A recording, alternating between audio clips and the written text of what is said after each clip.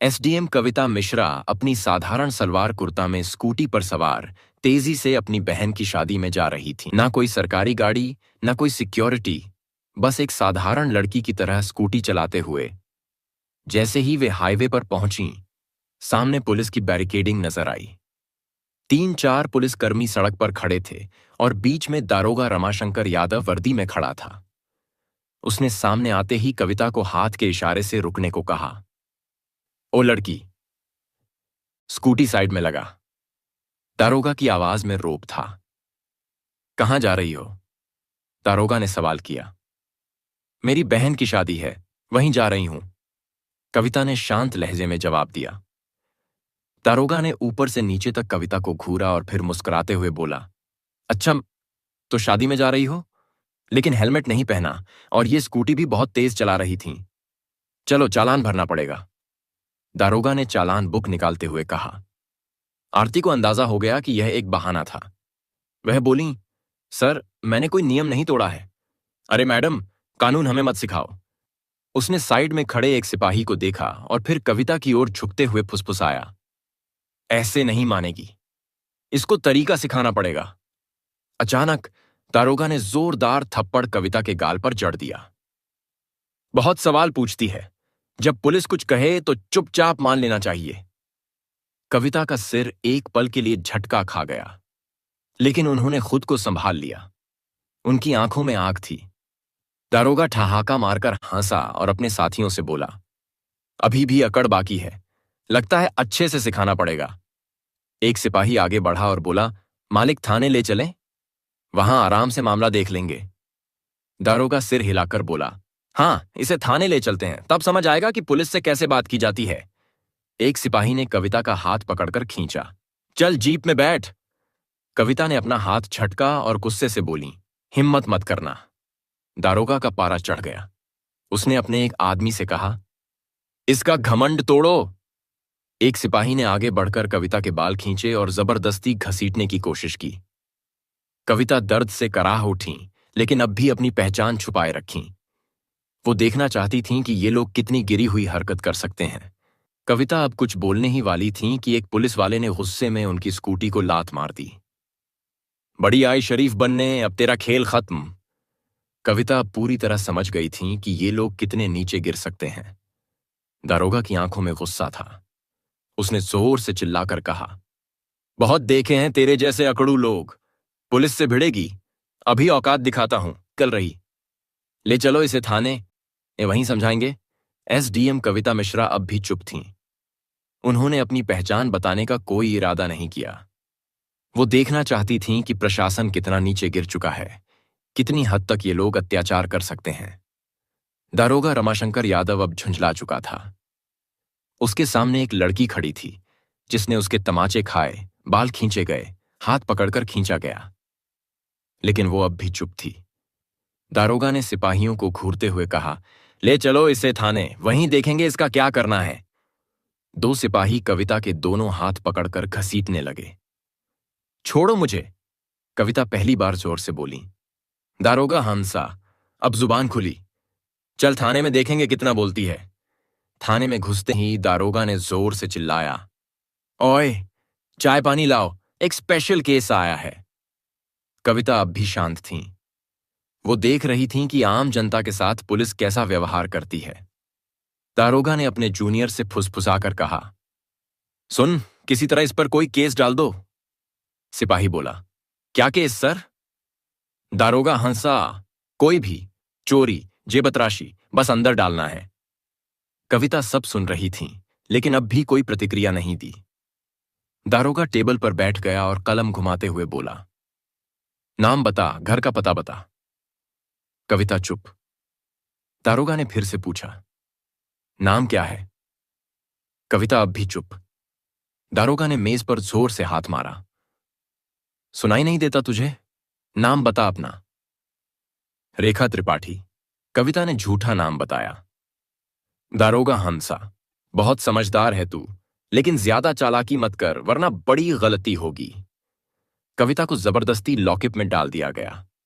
एक गंदा बदबूदार कमरा, जहां पहले से 2 महिलाएं बैठी थीं।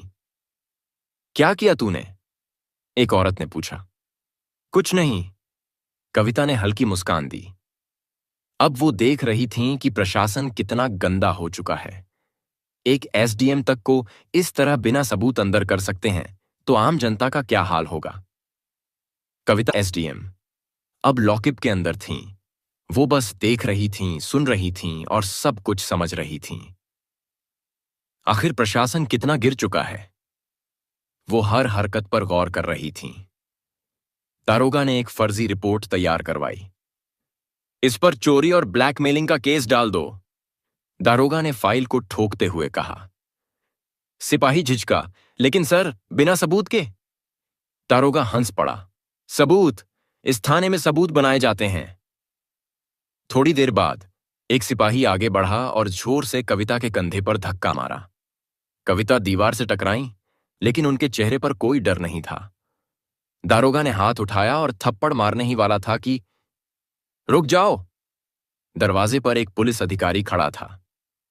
दारोगा नीरज तिवारी। थाने में उसकी छवि थोड़ी ईमानदार अफसर की थी। उसने थाने के अंदर की महिलाओं को देखा। उनकी हालत देखकर उसके माथे पर शिकन आ गई। ये सब क्या हो रहा है? उसने सख्त आवाज में पूछा। दारोगा रमाशंकर मुस्कुराया। कुछ नहीं सर, एक सड़क छाप लड़की ज्यादा होशियारी दिखा रही है, जरा सबक सिखा रहे हैं। नीरज तिवारी ने गौर से कविता को देखा। उनके हाव भाव किसी साधारण महिला जैसे नहीं थे। इसका क्या जुर्म है? नीरज ने रमाशंकर से पूछा। रमाशंकर हड़बड़ा गया।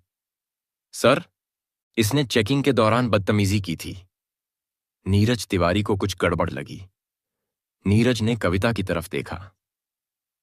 तुम्हारा नाम क्या है? कविता शांत थीं। दारोगा रमाशंकर ने हंसते हुए कहा। सर, ये तो अपने नाम तक नहीं बता रही। नीरज अब पूरी तरह सतर्क हो गया था। ठीक है, इसे दूसरी कोठरी में डालो, उसने सिपाही को आदेश दिया। रमाशंकर हैरान रह गया।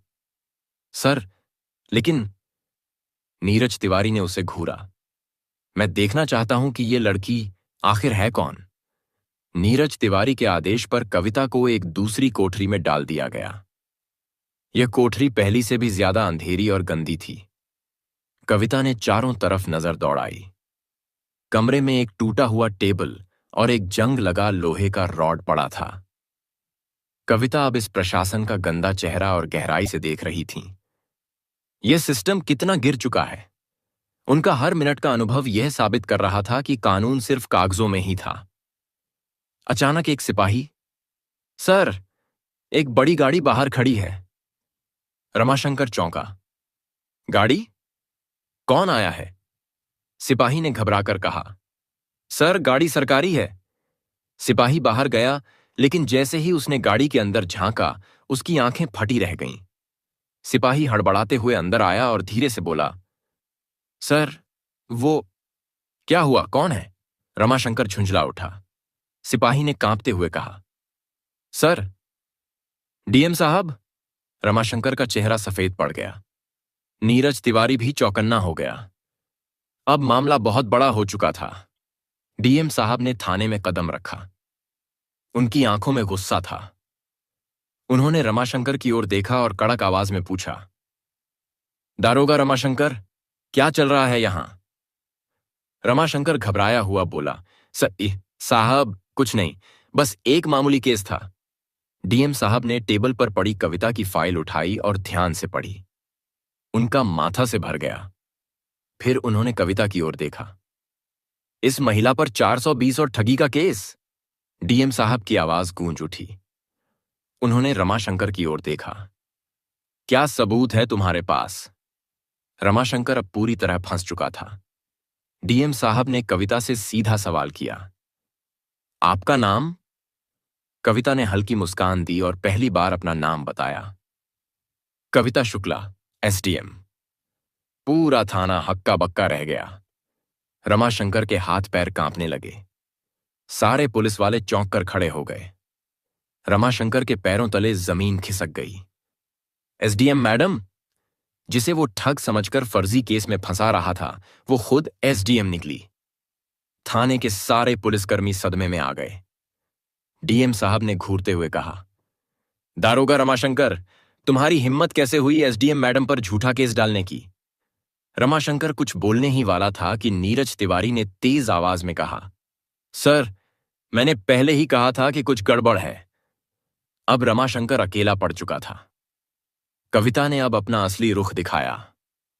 उन्होंने शांत लेकिन सख्त आवाज में कहा, दारोगा रमाशंकर, तुम सस्पेंड हो। तुम्हारे खिलाफ विभागीय जांच होगी और तुम पर केस दर्ज किया जाएगा। रमाशंकर के होश उड़ गए। सारे पुलिसकर्मी अब रमाशंकर से दूरी बनाने लगे। नीरज तिवारी ने तुरंत हवलदार को आदेश दिया, रमाशंकर को हिरासत में लो। जैसे ही हवलदार रमाशंकर को पकड़ने आगे बढ़ा, अचानक रमाशंकर ने जेब से एक कागज निकाला।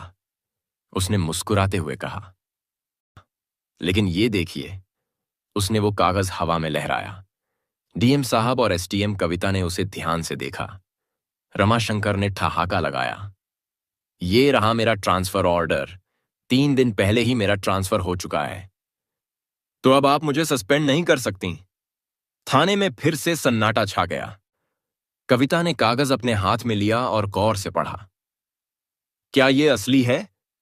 डीएम साहब ने कड़े स्वर में पूछा। डीएम साहब ने नीरज तिवारी की ओर देखा और बोले, इस कागज की तुरंत जांच करो। अगर यह असली निकला तो भी रमाशंकर का निलंबन रोका नहीं जा सकता। रमाशंकर की हंसी अचानक गायब हो गई, क्योंकि अगर कोई भी सरकारी कर्मचारी ट्रांसफर के बाद भी गलत गतिविधियों में शामिल होता है तो उस पर कार्रवाई की जा सकती है। अब रमाशंकर की हालत बिगड़ने लगी। नीरज तिवारी तुरंत ऑनलाइन सिस्टम में रमाशंकर का रिकॉर्ड चेक करने लगे। नीरज ने सिर उठाया और कहा, सर, ये कागज असली है, लेकिन रमाशंकर ने अभी कार्यभार नहीं सौंपा था। मतलब ये कि रमाशंकर अब भी इस थाने का प्रभारी था और उसी दौरान उसने ये सब किया था। अब कोई भी रमाशंकर को बचा नहीं सकता था। एसडीएम कविता ने सीधी नजर रमाशंकर पर डाली और कहा, अब तुम्हारी असली जगह तुम्हारी अपनी जेल में होगी। गिरफ्तार करो इसे। डीएम साहब ने आदेश दिया। अगला भाग तैयार है, जारी रखें। भाग 13। क्या रमाशंकर अकेला था? जैसे ही रमाशंकर को गिरफ्तार करने का आदेश हुआ, पूरा थाना हिल गया। रमाशंकर को पहली बार एहसास हुआ कि अब वह बच नहीं सकता।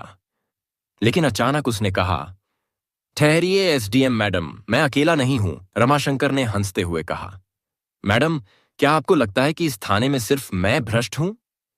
उसने थाने के बाकी पुलिस वालों की तरफ इशारा किया और कहा, ये सब मेरे साथ हैं, पूरी कड़ियां ऊपर तक जुड़ी हैं। थाने के कुछ पुलिस वाले घबराने लगे। नीरज तिवारी भी चौकन्ने हो गए।